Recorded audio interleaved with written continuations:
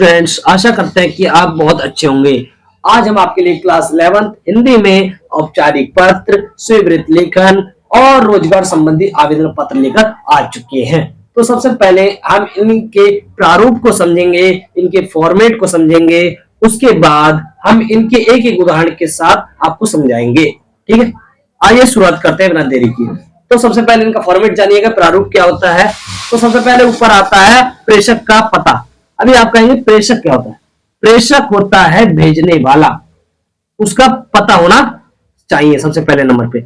उसके बाद दिनांक, जिस दिनांक को आप भेज रहे हैं, जिस तारीख को भेज रहे हैं, उसकी दिनांक आपको लिखनी है। ठीक है, तीसरे नंबर पे आपको लिखना है प्राप्तकर्ता, मतलब जो पाता है। प्राप्तकर्ता मतलब जो पाने वाला, उसका पता होना चाहिए और उसका पद होना चाहिए। जैसे आप थाना अध्यक्ष को लिख रहे हैं या फिर किसी में निगम पार्षद को लिख रहे हैं या विधायक को लिख रहे हैं, किसी को भी लिख सकते हैं, तो उसका पता होना चाहिए और उसका पद लिखना चाहिए। ठीक है, उसके बाद आप लिखेंगे विषय संकेत। विषय संकेत बोले तो आप विषय क्या है, विषय क्या है, क्या क्या समस्या आ रही है, क्या दिक्कत है, उस विषय पर आप एक विषय लिखेंगे। ठीक है, उसके बाद आएगा संबोधन। संबोधन बोले तो महोदय है, महोदया है, संबोधन इस प्रकार आप लिख सकते हैं। उसके बाद छठे नंबर पर आपको लिखना है पत्र का कलेवर्ण। कल्ले वर्ण को बोलते हैं विवरण, मतलब पत्र का विवरण, इसमें क्या क्या समस्याएं हैं उसको आपको लिखना है। ठीक है, उसके बाद समापन निर्देश, जो पत्र आप समाप्त कर रहे हैं, समापन कर रहे हैं, तो उसके लिए उपाय क्या है, आप क्या क्या निर्देश देना चाहते हो, क्या क्या सॉल्यूशन देना चाहते हो, उनको आपको लिखना पड़ेगा। ठीक है, इतना आपको काम करना है। उसके बाद अपना नाम और हस्ताक्षर लिखने हैं, मतलब वो जो आप नाम लिखेंगे और उसके ऊपर हस्ताक्षर कर देंगे। ठीक है, उसके बाद संलग्न। संलग्न होता है कि आप उसके साथ क्या लगा रहे हैं, उसके साथ अपना आधार कार्ड लगा रहे हैं या फिर अन्य दस्तावेज लगा रहे हैं, जिससे कि आपकी पहचान हो सके कि आप ये पत्र किसके द्वारा आया हुआ है। ठीक है, तो ये होता है प्रारूप। ये आपको हर जगह देखने को मिलेगा। यही प्रारूप आपका औपचारिक रूप में देखने को मिलता है। उसके साथ साथ ही यदि आप आवेदन पत्र में करते हैं तो ये भी आपको बिल्कुल यही लगता है आवेदन में। ठीक है, तो जानिए अब इसका हम उदाहरण देखते हैं। क्या लिखा है उदाहरण में, ये आपके एग्जाम में पिछली बार आया था, इसलिए मैंने आपको इससे उठाया है, समझ लीजिएगा ध्यान से। आपके क्षेत्र के एचओएस थानाध्यक्ष को पत्र लिखकर अनुरोध करें कि इलाके में बढ़ती चोरी की घटनाओं को रोकने के लिए उचित कदम उठाएं। आपके इलाके में चोरियां की घटनाएं बहुत बढ़ रही हैं, तो उसको रोकने के लिए आप थानाध्यक्ष को मतलब एसएचओ को पत्र लिख रहे हैं। तो सबसे पहले आपको, जैसा कि आपको पता होगा, यदि आपने फॉर्मेट अच्छे तरीके से समझा है तो आप इसे बहुत ही आसानी से कर लोगे। जैसा कि मैंने आपको पहले बताया था, प्रेषक का पता। ठीक है, प्रेषक का पता मतलब जो भेज रहा है उसका पता।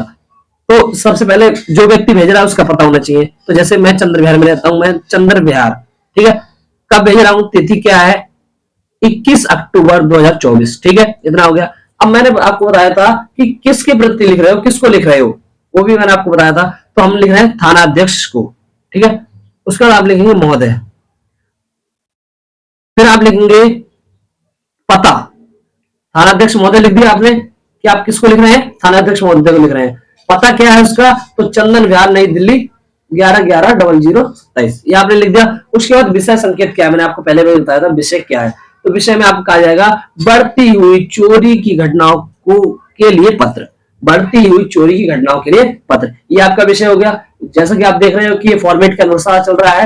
यदि आपको फॉर्मेट अच्छी तरीके से समझ में आ गया, प्रारूप समझ में आ गया, तो आप ये बहुत ही आसानी से कर लोगे। 5 नंबर आपके बिल्कुल पक्के हो जाएंगे, चाहे वो आपका थानाध्यक्ष के लिए आए, चाहे वो आपका निगम पार्षद विधायक के लिए आए, फिर ये वो आपका किसी के लिए पत्र आए। लेकिन यदि आपको फॉर्मेट पता है तो आप कोई सा भी पत्र आसानी से लिख सकते हो। ठीक है, आपने विषय लिख दिया। उसके बाद आप लिखेंगे महोदय, मैंने आपको बताया संबोधन लिखेंगे। संबोधक मतलब किसको लिख रहे हैं। मैंने उसके बाद बताया था कि आपको उसको समस्या के बारे में वर्णन करना है। ठीक है, तो इसमें क्या क्या समस्या है, जैसे मैं पढ़ के बताता हूँ आपको। मुझे बहुत ही खेद के साथ लिखने के लिए विवश होना पड़ रहा है। पिछले 1 माह से हमारे क्षेत्र में अपराधों की संख्या में एकाएक तेजी आ गई है। चोरी की घटनाएं अत्यधिक बढ़ गई हैं। हर दिन कार, स्कूटर चोरी हो रहे हैं। हमारे क्षेत्र के कई घरों में चोरी की घटनाएं हो चुकी हैं। दिन दहाड़े चलते हुए राहगीरों को लूटा जा रहा है तथा विरोध करने पर गोली तक मार दी जाती है। तो ये तो भाई समस्या है, जैसे मैंने आपको बताया था फॉर्मेट में कि आपको समस्या लिखनी है। मैंने उसके बाद बताया था समापन निर्देश, मतलब आप इसके लिए क्या क्या निर्देश देते हो, क्या क्या उपाय देते हो। तो देखो इसके लिए मैं उपाय देता हूं, अतः आपसे विनम्र निवेदन है कि विषय की गंभीरता को देखते हुए मोहल्ले के निवासियों के लिए पर्याप्त सुरक्षा का प्रबंध करें। मतलब जो निवासी रहते हैं मोहल्ले में उसके लिए सुरक्षा का प्रबंध करें, और इस क्षेत्र में पुलिस की गश्त बढ़वाने की कृपा करें। पुलिस की गश्त मतलब पुलिस की और आवश्यकता है यहाँ पर, तो उसे बढ़वाने की कृपा करें ताकि बढ़ते हुए अपराधों पर रोक लगाई जा सके। उसके बाद आपको लिख देना है धन्यवाद और अपने हस्ताक्षर और नाम लिख देना है। इस प्रकार आपका ये 5 नंबर का कंप्लीट हो जाएगा। तो आपका किसी भी टॉपिक पर आ सकता है, तो यदि आपने उसका प्रारूप समझ रखा है तो आपको कोई समस्या नहीं होगी। समझ में आया इतना? चलो भाई, ये हमारा कंप्लीट हो गया है। अब हम चलते हैं स्वीकृत लेखन की ओर। तो स्वीकृत लेखन का हम पहले क्या जानेंगे, फॉर्मेट जानेंगे, उसके बाद हम एक उदाहरण से उसे समझेंगे। ठीक है, तो देखिएगा, जो स्वीकृत लेखन है वो स्वयं के बारे में सूचनाओं का सिलसिलेवार संकलन या ब्यौरा है। स्वीकृत लेखन होता है जो स्वयं के बारे में बताता है। ठीक है, तो स्वीकृत का प्रारूप या फॉर्मेट कह सकते हैं हम। तो सबसे पहले आपका उसमें नाम लिखना होता है, जो भी आपका नाम हो, पिता का नाम लिखना होता है, उसके बाद जन्म तिथि, फिर उसके बाद स्थायी पता लिखना होता है। ठीक है, ये आप लिख दोगे।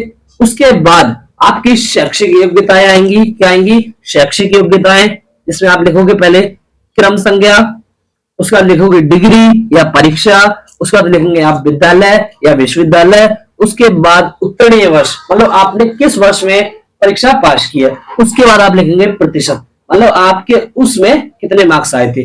जैसे देखो ये लिखा है 10वीं कक्षा, तो 10वीं कक्षा आपने कहां से की है, विश्वविद्यालय से की है, विश्वविद्यालय से की है, तो आप कोई से भी बोर्ड से लिख सकते हो। ठीक है, जैसे सीबीएसई बोर्ड हो गया, राजस्थान बोर्ड हो गया, यूपी बोर्ड हो गया, आप वो लिख सकते हो। उसके बाद किस वर्ष में पास किया तो आप वहां भी लिख सकते हो। उसके बाद आपने कितने अंक प्राप्त किए हैं वो भी आप उसके अनुसार लिख सकते हो। उसी प्रकार आपको 12वीं में लिखना होगा। उसके बाद स्नातक मतलब डिग्री जो आपने प्राप्त की है उसको आपने कहां से प्राप्त किया वो आपको लिखना पड़ेगा, किस वर्ष में की है और कितने प्रतिशत अंक आए हैं ये आपको लिखना पड़ेगा। उसके बाद आपको लिखना पड़ेगा कोई अन्य अपने क्वालिफिकेशन कर रखी है उसके बारे में बताना होगा। उसके बाद यदि आप व्यावसायिक योग्यताएं, मतलब यदि आप कोई कार्य करने जा रहे हैं उसकी आपके लिए क्या योग्यताएं हैं। व्यवसायिक मतलब जो व्यवसाय से करने जा रहे हैं, जो व्यापार करने जा रहे हैं, जो काम करने जा रहे हैं, उसके साथ साथ आपको क्या क्या योग्यताएं हैं। जैसे अगर मैं बैंक में जा रहा हूं तो मैं उसको बताऊंगा कि भाई मैंने क्या कर रखा है, डिप्लोमा कर रखा है, कोर्स कर रखा है, मुझे कंप्यूटर अच्छे तरीके से चलाना आता है, मैंने एक्सेल कर रखा है, एडवांस एक्सेल कर रखा है, मुझे बताना पड़ेगा। तो ये हमारी व्यावसायिक योग्यता होगी। ठीक है, उसके बाद कार्य अनुभव, यदि भाई आपको अनुभव है कि नहीं है, अनुभव होगा तो आप अच्छे तरीके से काम कर पाओगे। यदि आप भाई बैंक में नौकरी में जा रहे हो तो आप कह सकते हो कि भाई मैंने 2 साल या 2 महीने बैंक में उस बैंक में नौकरी की है। ठीक है, उसके बाद अन्य रुचियां, आप किस में इंटरेस्ट हो, आपकी रुचियां क्या है। ठीक है, उसके बाद आपका भाषा ज्ञान, आपको कौन कौन सी भाषाएं आती हैं, हिंदी, अंग्रेजी, तमिल, वो आपको पता होना चाहिए। उसके बाद संपर्क 2 व्यक्ति होंगे, आपको संपर्क 2 व्यक्ति के नाम लिखने होंगे जो वहां के जाने पहचाने व्यक्ति होंगे। उसके बाद अपना आप हस्ताक्षर कर देंगे। तो ये होता है स्वीकृत लेखन, इसके बारे में आपको वर्णन करना होता है। ठीक है, लेकिन आपसे जो प्रश्न पूछा जाता है वो 2 तरीके से पूछा जाता है। पूछा जाए स्वीकृत लेखन लिखिए तो आपको ये लिख देना है। ठीक है, यदि आपसे पूछा जाए, ये एग्जाम्पल के आधार पर, ML पब्लिक स्कूल में टीजीटी हिंदी के पद रिक्त हैं मतलब खाली है, विज्ञापन के अनुसार अपनी योग्यता का विवरण प्रस्तुत करते हुए प्रधानाचार्य को आवेदन पत्र प्रस्तुत करें। जब आवेदन पत्र की बात की जाए तो पत्र बोल दिया जाए तो आपको जो हमने औपचारिक पत्र का प्रारूप किया था वही प्रारूप के आधार पर आपको यहाँ पहले आपको पत्र लिखना होगा, उसके बाद स्वीकृत लेखन करना होगा। समझ में आया? इस प्रकार से आपके एग्जाम में 2 तरह के प्रश्न यहाँ से बन सकते हैं। ठीक है, किसी भी प्रकार से पूछा जाए तो आपको कंफ्यूज नहीं होना है, आपको फॉर्मेट भी पता है और आपको क्वेश्चन भी पता है। कोई सा भी क्वेश्चन आ जाए आपको घबराने की जरूरत नहीं है। ठीक है, तो पहले आप लिख देंगे, जैसा कि मैंने आपको बताया था पता, तो आप पता कोई भी लिख सकते हैं। जैसे आप भेज रहे हैं तो परीक्षा भवन नई दिल्ली से भेज रहे हैं तो आप लिख दीजिएगा। उसके बाद मैंने आपको बताया दिनांक, तो जिस दिनांक को भेज रहे हैं तो यहाँ 12 जनवरी 2021 को दिया गया।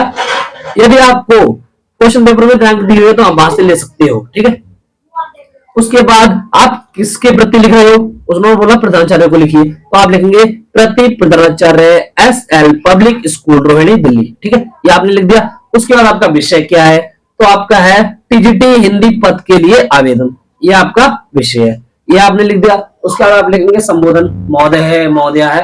ठीक है, उसके बाद आप यहाँ कोई भी अखबार का नाम लिख सकते हैं जिसमें आपने एडवर्टाइजमेंट देखा था। यहाँ लिखा है दैनिक जागरण में दिनांक 2 जनवरी 2021 को प्रकाशित विज्ञापन से ज्ञात हुआ है कि SL पब्लिक स्कूल में टीजीटी हिंदी के पद रिक्त हैं। मैं स्वयं को इस पद के उम्मीदवार के रूप में प्रस्तुत कर रही हूँ या कर रहा हूँ। ठीक है, ये आप लिख सकते हो। मैं आपको विश्वास करती हूँ कि करता हूँ या करती हूँ। ठीक है, दोनों लिख सकते हो आप, जैसे कि आपका जेंडर होगा। ठीक है, करती हूँ या करता हूँ कि यदि आप मुझे अवसर दे तो मैं अपना कार्य पूर्ण लगन, परिश्रम और निष्ठा से करूंगी या करूंगा। ठीक है, आशा है आप मेरे आवेदन पर ध्यान पूर्वक विचार करेंगे। मैं शैक्षिक योग्यता, कार्य अनुभव आदि विवरण सहित अपना स्वीकृत संकलन कर रही हूँ। ठीक है, तो आपको यहाँ आपका क्या करना होगा, यहाँ आपको स्वीकृत देना होगा, जैसा कि मैंने आपको अभी पीछे कराया था। अब देखो, जैसे मैंने आपको उसमें बताया था, पहला अपना नाम आएगा, फिर पिता का नाम आएगा, फिर जन्म तिथि आएगी। ठीक है,